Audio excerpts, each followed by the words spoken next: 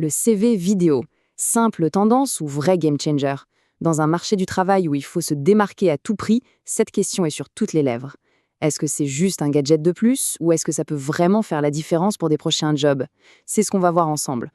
6 secondes, c'est tout. C'est le temps moyen qu'un recruteur passe sur un CV classique. 6 petites secondes pour scanner des années de travail et d'expérience. Ça paraît faux, hein? Et pourtant, c'est le premier obstacle à franchir pour n'importe quel candidat. Du coup, la question est simple. Comment on fait pour capter l'attention en si peu de temps?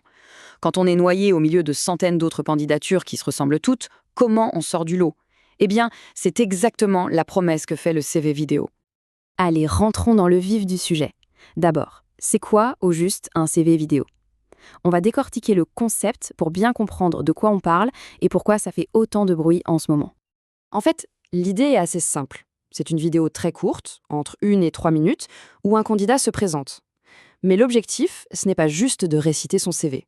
C'est de donner vie à son parcours, de montrer sa personnalité, son énergie, bref, de montrer qui se cache derrière la feuille de papier. Mais alors, pourquoi est-ce qu'on en parle autant maintenant?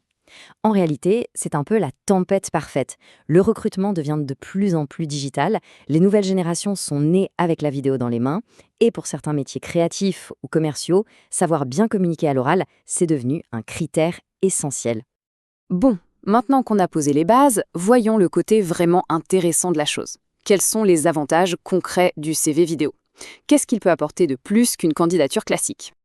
L'avantage numéro 1, le plus évident, c'est bien sûr de se démarquer. Une vidéo, même simple mais bien faite, ça attire l'œil. Ça transforme les fameuses 6 secondes de jugement en peut-être 1 minute d'attention réelle. Et ça, dans une pile de CV, ça change tout. Et puis, il y a tout ce que le papier ne peut pas montrer. Les fameux soft skills. L'aisance à l'oral, la confiance en soi, l'enthousiasme. Toutes ces qualités humaines qui sont si importantes pour un recruteur, elles prennent vie à l'écran. C'est beaucoup plus parlant. Pour certains métiers, c'est même plus qu'un CV. C'est une démonstration en direct. Quelqu'un qui travaille dans le marketing, le design ou la communication peut montrer directement ses talents de montage ou de storytelling. Et comme on dit, une preuve par l'image vaut bien mieux qu'un long discours. Mais attention, parce que tout n'est pas si rose. Il faut aussi être conscient que le CV vidéo a ses limites, et même ses dangers. Passons maintenant de l'autre côté de la médaille, parce que c'est crucial de connaître les risques avant de se lancer. Et là, on touche au point le plus sensible, les discriminations. En se montrant en vidéo, on expose son apparence, son âge, son accent, et ça peut malheureusement ouvrir la porte à des biais, conscients ou non. C'est le grand paradoxe. En voulant humaniser la candidature, on rend aussi la neutralité quasi impossible. Au-delà de ce débat important, il y a aussi des questions très pratiques. Est-ce que c'est adapté à tous les métiers? Pas vraiment. Dans des secteurs très techniques ou dans des entreprises très traditionnelles, ça peut même être mal perçu. Et puis, le plus grand risque, c'est de faire une vidéo de mauvaise qualité. Un son qui grésille, une mauvaise lumière, ça peut être rédhibitoire.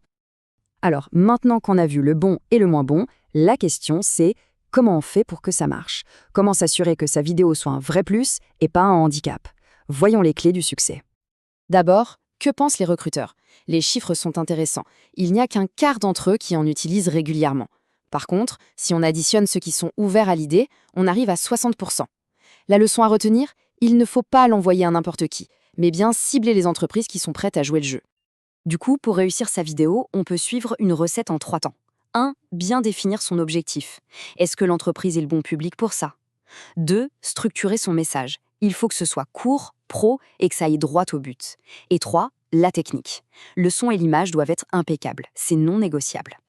Bon, pour finir, prenons un peu de hauteur. Le CV vidéo. Est-ce que c'est l'avenir du recrutement? Est-ce que ça va tout changer? S'il y a une chose à retenir, c'est bien celle-ci.